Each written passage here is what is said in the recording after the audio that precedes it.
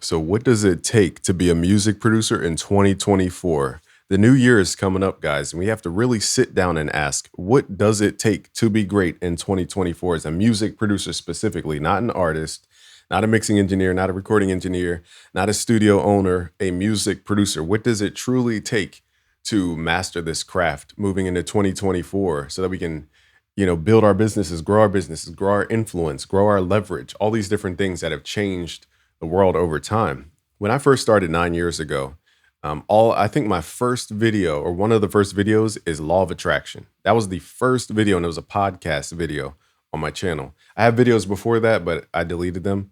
But one of the first videos is the Law of Attraction video. That video was the seed into the current producer community right now, which is there's so many people making content videos, helping each other out. We have a Discord. Like if I switch screens right now, look at this Discord. We have over 71,000 folks in our Discord. They're loading up loops. They have trap loops, drill loops, hyper pop, R&B loops, all types of stuff. Drum breaks. We give out free plugins. We have drum kits that we let people download. We have hip hop album samples downloads up in here. Dr. Dre, Kanye West, Rick Ross, Jay-Z, et cetera, et cetera. We have placement opportunities when I find them. We have beat battles in here. We have, what else is up in here? There's so much people live streaming right now, showing other people how to make beats. And that culture was created because I sowed the seed, not saying I created everybody, but I'm saying I sowed the seed of trying to help somebody else first. And then because I did that, and I was the example of that, people who resonated with that image started to follow along and do the same thing. It's called mirror neurons, if we're getting technical. Okay. It's kind of like if I'm teaching my son how to do something, instead of me telling him because he doesn't know English right now, I'll show him. And then he mirrors what he sees through his brain. Okay. So in growing, what we've seen in the beginning was just a vision. All we had was a vision, an idea. We said producers aren't getting paid enough. Producers aren't respected. Industry producers keep crapping on us. What else? All the sounds are gate kept. There's no good plugins. This is 9 years ago. Okay, there's no good plugins. You need $1,024,000 to even start making beats. So I was trying to solve all those problems for the bedroom producer, for somebody who was at home, for somebody who doesn't live in LA and wants to be in the mix, for somebody who just wants to make music and doesn't want to be in the politics of the music industry. Always remember the music industry started with the mob. Who thinks the mob plays fair? Okay. So if you want to play in that casino, go for it. We're not discouraging anybody to do that. But what my point is, we created a completely new path. And it all started with a small seed. And that small seed has now influenced millions around the world to go help millions more around the world, to go help millions more around the world. And we have to keep looking forward and keeping that vision in mind to say, where are music producers going in 2024? BeatStars is blown up. We've seen people on YouTube get crazy deals through YouTube, Twitch producers going crazy. We've seen all types of stuff over those years. That did not exist before we started really investing energy into this vision that we had. So what does it truly take for a producer in 2024 to be excellent, to grow your business, to get more clients, to create better product, to master the craft? What does it truly take in 2024? I'll say it this way. When you're first getting started producing, you probably think all you have to do is just make beats, upload them to a website, and the universe will just magically do everything else. That is just not how the universe works. In fact, when you create that delusion for yourself, you're actually shooting yourself in the foot, metaphorically speaking. So the way it works is that we have to sow seeds, and seeds turn into plants. If you don't go out in the field and sow seeds, energetically speaking, that energy won't return. And the key, though, is that a lot of people are sowing a lot of seeds, but they're not creating the bridge, the resonance bridge, the transactive bridge for that energy to come back. And that's the esoteric stuff that I'll teach later down the line. But for now, let's just focus on what do you need? What skills do you need as a music producer? Firstly, you not only need to know how to make beats, you need to know how to be an online content creator. The reason is because I have industry music producers asking me how to do this online thing. It's way deeper than just, hey, create a YouTube channel and blow up. We have to also think about longevity, creating leverage, creating a brand. All these things require distribution. You don't get distribution for free. YouTube offers distribution for free. Twitter, Facebook, Instagram, but in TikTok. But all those algorithms are completely different. For example, let's just create a difference. TikTok, it's not a search-based platform. They say that it's going up in search, but it's searching for trendy stuff. It's not searching how to mix your 808 into TikTok. Okay. So it's not a search-based platform, it's called interruption-based. So the way interruption-based platforms work, they distract people and put your stuff in front of other people. So it's not nobody's going on there with an intent to find something. You just kind of stumble upon it based on different metrics and tags and metadata. Okay. And depending on how your user behavior is how they feed you information or content. So that's a whole different style of content called interruption based content. Instagram does the same thing. You're not on Instagram searching how to mix an 808. That's interruption based content. For interruption based content, you have to do all this flashy stuff and all this entertaining stuff that has nothing to do with the value creation. Value creation is about solving problems. Sometimes that problem is that people want entertainment, but most of the time, the problem is a real problem. How do I mix my 808s? They're not trying to look at a goofy video about sliding 808s out of key and doing all this stuff. They're trying to learn how to mix their 808s. And so when people divot off of the value creation in order to achieve this entertainment thing that was kind of put to the forefront because everybody saw the casino called TikTok. So they said, oh, I have to be funny. I have to entertain people in the videos. And then they switch their whole approach to helping people. Remember, all this starts with helping somebody, creating value for somebody. The moment we started distracting people and creating entertainment videos and all this stuff, that's when a lot of folks are not seeing the results, is because we pivot into entertainment world. Entertainment world is not about value creation. It's not about solving problems. It's about distracting people from true value creation and escapism. And so all I'm saying is, we need to understand the purpose of each social media platform. YouTube is about search because why? Google bought YouTube. YouTube is the second search engine next to Google in the world. That means everybody who goes to Google types in how to fix something, how to do this, how to do that. Now they go to YouTube for more specific information or for video forms specifically. So how to do that, the same thing, how to mix this, how to do that. They'll search it into YouTube. They're not going on YouTube like funny video and then stuff pops up randomly. Now the homepage is more random, so to speak, but it's based on user behavior and all that type of stuff and algorithms and your custom feeds. But in comparison to TikTok, YouTube is not trying to be this random content machine. Okay, even shorts are, you could search up shorts. Okay, so because the core identity of a YouTube is search-based and Google is search-based, once you understand that those platforms are about value creation, that's where you need to center. Everything else is just a way to get more eyeballs and then pull them into value creation. It's not to lean your business into the entertainment. And that's where a lot of music producers get stuck. Okay, because they're not, you could have millions of TikTok followers and $0. Okay, that does not translate to money. Money is about solving somebody's problem, getting them over a pain point, and then exchanging or transacting for the thing that gets them over the pain point.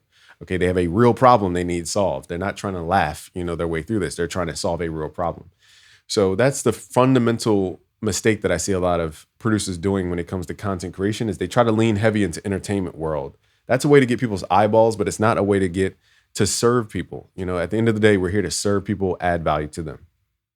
So as a music producer, you have to think about yourself as more than just upload a beat to YouTube. It's how do we reframe our beat to create value or a curiosity for somebody to dig deeper. I can go through a lot of examples here, but there's a producer who remade Playboi Carti's beat on TikTok, and he did it through the Nintendo DSi, I think it's called. So the reason that's cool is because, one, we already know the Playboi Carti beat, so it's not like we're listening to something random. But two, we're hearing that same beat through a different lens, and that's what people are focused on. It's like kind of like a cover, but instrumentally. And he used that hyperbole of using these Nintendo DSi, which is very strange of an object to build a beat on. Okay, you would think of it as a toy, but he made an entire Playboi Carti beat on it, and that's why it had so many views. And we're seeing the same thing we want and understand through a different lens, okay? The same way a painter looks at nature, and we look through a different lens called the artist's brain, and the artist paints out what he just saw in nature. It's the same exact thing. So you need to focus on content creation because this is going to give you what's called distribution. Without distribution, you have zero power. You have zero power without distribution. If you don't own your distribution, you do not have power. Online, if you do not own your email address list and your text list, you do not have power online. No social media, no service, no software as a service, nothing.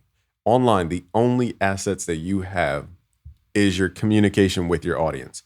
And the only way you can truly own that is through email and text lists. Even some text platforms like Community back in the day, well, Gary Vee was pushing it pretty heavy. But the problem was you don't own the text list, they own it. Who owns the communication channel? You have to own that information because when you own that information, I say this all the time. I say, imagine, you know, I give you my phone, you go to a music industry networking event. You collect 1,000 contacts in my phone. Now, at the end of the event, you hand me my phone. A week later, you want to call up Sony's VP of whatever. But the problem is, you don't have my phone. And now you have to ask me for my phone again to contact that person. And if I say no, you're out of luck. So, what we're doing mostly on social media platforms is building up a contact list on somebody else's phone. Okay. The goal is build up that contact list on somebody else's phone, but then tell them how we can communicate with them directly through our phone number, for example. Okay, so that's the first step. You need to build on that on the internet. If you're not building around an email list or a text list, you are wasting your time in this online business. I will tell you that. Instagram followers do not matter if they could change overnight and you can't reach your audience. That goes with any platform. Okay. So, and you could test this. You can go on Instagram and see, hey, I put up a story, 10,000 people see it. Put up another story with a bunch of text and say, hey, buy this thing. It's going to say 10 times less, 1,000 people. And to put it simply, it's because these platforms want you to buy into their advertising. They want you to see a little growth so that you go, oh, if I just 10x this growth through ads, I'll go to here. They want you to buy advertising. It's kind of like, the food on the stick at the mall. They give you the chicken on the stick so that you go buy the actual meal. They give you one little slice of chicken so that you go buy the meal. The same thing with social media. They give you a little success so that once they put the limiter on or the governor on or the filters on or the algorithm on to kind of block your success, then because they want you to buy the whole meal called advertising so that everybody could actually see you. Most of the time with social media, it's about fighting the algorithm more than it is about being creative. And that's the new thing about 2024 that you have to understand. With the advance of AI and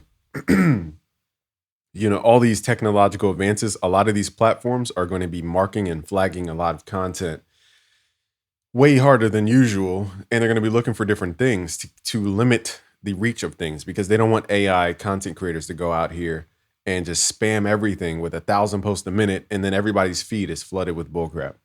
So they have governors and ways to go about that in the code and their algorithms. So you have to start rethinking 2024. Now, if you want a list of the music industry stuff about your IPI, how to get your IPI number, which is basically an identification number. So for example, let's say BusyWorks Beats puts out a song called Forever. Okay. Now the song's called Forever, but in Chinese, they might not know what the letters Forever are, and they might not understand what BusyWorks Beats means in Chinese, like the letters, like the same way I can't read Chinese letters. I'm like, hey, person, I don't know how to read your name to even say what's up in the live streams. The same thing with, characters in different languages. So what we do is they create a number system. And instead of calling me BusyWorks Beats, they'll call me by my IPI. So if my song is streamed over in China or Japan, they say, okay, he's number 3,199,765,754,321. Instead of saying he's BusyWorks Beats, because there could be another person saying they're BusyWorks Beats, but they're not BusyWorks Beats. And now you got to figure out who's the right BusyWorks Beats. So they give you something called an IPI number. And you get the IPI number by signing up with a PRO, a Performance Royalties Organization. And basically, ASCAP and BMI are like the main two ones in America. They give you the IPI number. So once you sign up, I think it's free. I don't even know the prices, but I'm pretty sure ASCAP is free. I can't remember, but I'll link them below if I remember. And once you sign up as a songwriter and a publisher, which is basically what you are, the songwriter and the publisher, because you own the distribution. Back in the day, you didn't have social media. You didn't have an easy way to get in front of people. You had to go through a publisher because the publisher was the only way to get your stuff printed on CDs or whatever, tapes, to even go out into the stores. That's why you needed a publisher. And publishers are basically, they own distribution. Okay, so in the olden days, the reason you have songwriter and publisher, and they're two different things, is because the songwriter was the person who made the music. Okay, they made the songs and they own the copyright of the song. Great. Now you have a publisher. Okay, crap. If people can only listen to my music through this tape that I recorded at a studio, how do I get my tape out to the world? I need this tape mass printed. I go to a publisher who wants to own a percentage of it because they're going to be mass printing this thing like a factory and they're going to put it out into stores or wherever else they put the product. That's why you have a difference between songwriter and publisher. Because back in the day, it was not as easy to just put your song online. Nowadays, you could just upload your song. You are the publisher. You are the songwriter. So I believe if you register on ASCAP as a songwriter and publisher, it's free. From what I remember, I could be completely wrong. So disclaimer, but I'm pretty sure it's free.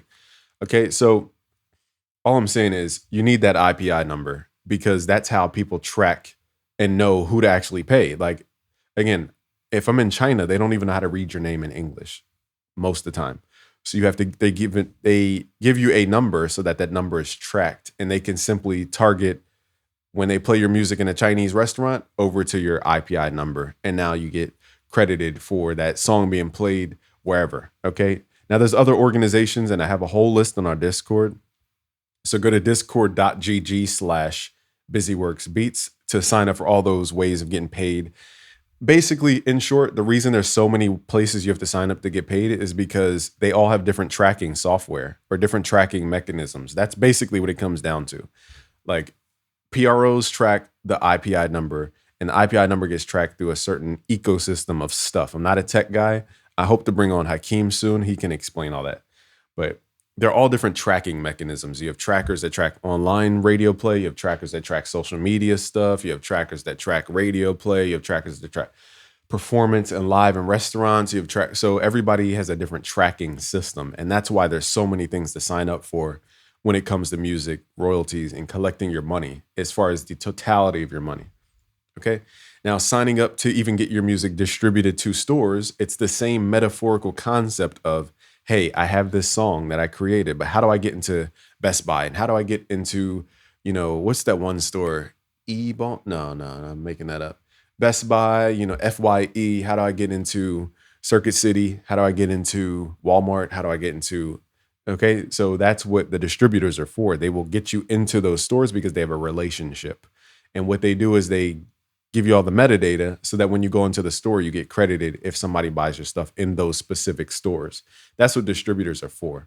They track that stuff. So all these different things and all these millions of websites you have to sign up for are just people who have different trackers for different things. Once you simplify to understand that, you're like, oh, it's just different tracking software or hardware, whatever they use.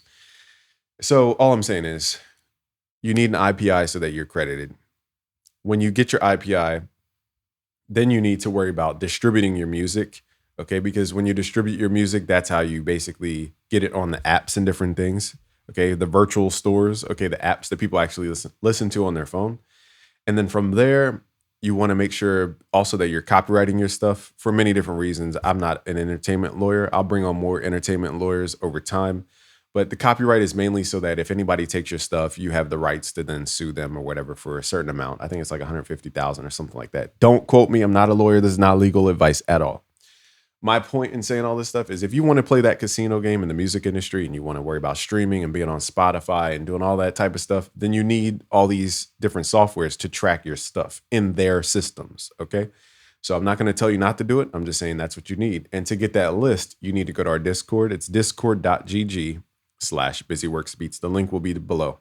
So in 2024, if you don't have those basics, if you want to go into the music industry, then you're kind of behind because you don't even have if your song gets played, they're like, who do I pay? You don't even have an IPI to know who to pay. So the basics have to be taken care of first. But in 2024, I want to encourage more music producers to lean into content creation. Why? It's because when you have your own brand and you have your own distribution, you can go to brands saying, hey, I have 100,000 followers who are interested in X, Y, and Z. You make X, Y, and Z. How about we do a deal? You pay me $5,000 up front, and then I'll promote your thing in front of my audience for X amount of episodes or X amount of videos, 5 videos, 10 videos, whatever the value is for you. And then you could say, okay, now you have leverage. Now you can create your own placements. Now you don't have to worry about chasing an artist in order to get a paycheck, okay? So it's just a different way of thinking. And the cool part is that when people watch your content, they trust you a lot more. So by the time, somebody decides to buy your beat or work with you, they already feel like they know you a lot about you. And so that just builds up your clientele anyhow. So it makes sense to work into content creation because that is the foundation of building your distribution, which is your ultimate leverage. Without distribution, you have no leverage. Without distribution, you have no leverage. Credit is not leverage. Credit is just social proof to help people make a decision faster. It's not leverage. Just because you have 50 plaques and 75 Grammys does not mean you're going to get paid more. Being paid more means, how do we take this ultimate end product and distribute it to more people? Whoever has the more people or the higher value people, those people get paid more because I'm turning my $1 into $10 with you. So of course I'm going to pay you more because you just made me 10x. If credits don't multiply stuff. And once you understand that basic concept, you'll understand what I'm talking about. So moving into 2024, here's the checklist you guys need to do. If you don't have your IPI, go grab it through ASCAP or BMI. Okay. 2, we're going to give you a whole list of music industry sign up things to get paid. Okay. So that's your Sound Exchange, your Song Trust, your MLC, your, I'm forgetting the entire list there. 3 is that you need to lean into content creation. I'm not just talking about uploading a beat to YouTube with a static picture and saying whatever type beat. To me, that's a product. That's not content. Content is when you either solve a problem or you create mystery around something or a hot topic and then tie your thing into that piece of content. Okay. So it's not just uploading the product, which is the beat. That's not content. That's the product. That's the thing you're selling. Okay. I'm using content to get people's attention so that they go buy something. Okay. It's not, here's the product, buy it. You have to make it interesting. The same way with pets. You have to like squeak the toy. You have to pour the water from a high distance so it splashes into the water bowl. You have to like make sounds out of stuff that doesn't really truly have a sound by itself. You have to animate things to make it sound cooler and look cooler. That's what content is about, is the marketing is it's like this camera right here. Like, for example, this camera has what's called saturation. If I turn the saturation off, this is what I don't know if you guys can see that, but this is what it looks like with saturation off. Now, if I turn the saturation back on, now it looks like the video pops. I don't know if you guys can see what I just saw, but now the colors pop. That's called marketing. That's called, increasing the value of something. It's the same way as we EQ the beat to stand out at certain frequencies. Same thing with your stuff. You have to demonstrate your product, show why your product is worth buying, demonstrate the process of how to use the product. That's content, not the product itself. That's not content. Okay. Now switch the beat out in your head for a boat. How would you sell a boat? You wouldn't just put a picture of a boat up and say, here's a boat. You would be like the ShamWow guy. You would spray with that stuff that fills out the boat holes. You would, shine the boat, show how shiny it is. You would, show people they could see dolphins with the boat. You would demonstrate the boat. You wouldn't just show a static picture of a boat. And that's what most people are doing with their stuff online. They just upload a video and they think that's it. You have to like really make your thing cool. So all I'm encouraging people to do is get all your music industry stuff situated, which is super easy. Secondly, is we need to move into 2024 thinking about content creation. That's how we build leverage in the industry and with, dealing with brands around the world. And thirdly, I would say the producer community, to be a music producer specifically, we have to build our skill set. What does that mean? Here are some skills I'm going to rattle off. If you want more detail, I'll do another podcast, but this video is already 23 minutes long. I need to wrap it up. I'm just going to list skills, okay? So this is in no specific order. Pardon me. You need to, firstly, have video editing skills. Grab CapCut, okay? It's completely free. Secondly, you need to have Photoshop skills or graphic skills. Photoshop is what I would go to. There are free options like Photopea and maybe a Canva trial, but I would recommend Photoshop, okay? So you need graphic design skills. You need to have mastery of your craft, which is music production, mixing, recording, whatever your thing is, you need to master that craft. You need to have customer service skills. And not only skills, you have to have a system. The biggest bottleneck I see music producers run into early is they have too many inputs and not enough outputs. In other words, you have too many people trying to hit you up and you can't process the messages fast enough to send the outputs out. So the way you do this is you look at heuristics and you say, what are the common things people hit me up about? I need to use the Instagram, default reply and save about 3 to 5 replies because people are always going to hit me up about FL Studio mixing and music theory. So I go, okay, you want to learn about FL Studio? Go here. I have a pre-made message. Okay, so if people hit me up and they use certain keywords, my messages go out and it just automatically sends them a message. That way, I'm not constantly going back and forth with people, back and forth and back and forth, eating up so much time in the DM or message or comments people take time with. All that stuff is, you got to create a linear. I'm not going to get into a whole thing because I'll make a different video about this, but you have to create a linear experience with your customer experience until you scale your company where you have employees who could monitor each channel. Until then, you need to lead people to one communication channel for your customer support. Mine is info@busyworksbeats.com. If people, go to my Instagram and I say, hey, this is not for customer support, and they don't go over to email me at info@busyworksbeats.com, then I know that they were just trying to waste my time. You have to get rid of people who are wasting your time. They don't think they're wasting your time, but they are. And it's not their fault. It's just that you have to be a machine at this level. So the biggest bottleneck I see with producers is not managing their messaging. And it becomes the biggest bottleneck because you have 10 messages that you have to answer in like 5 minutes, and it's impossible to do that. So we can make a video about that if you want. But you have to have, let me start back over. Video editing, CapCut, graphic design, Photoshop. You need to have customer service systems and like pre-made scripts. Okay, there's different solutions for that. You need to have skill of your actual craft, music production, mixing, recording, whatever it is. You need to learn how to count your money and pay attention to your money, okay? You need to, what else do music producers do on the average? You need to stay up on the new tech and the new trends. You need to learn how to build products. That's a whole different concept. All right. So if you have a team, then you have to understand how to manage teams, manage people's emotions. There's so much that goes into being an entrepreneur, AKA a music producer in the music industry. It's not just do one thing and expect everybody else to do the rest for free. You got to really think of this as a business. And maybe you guys just don't know what it takes to run a business. So if you want this part 2, let me know in the comments below. I'm also open to all the things that I may have missed in this video. So leave that below too. Peace.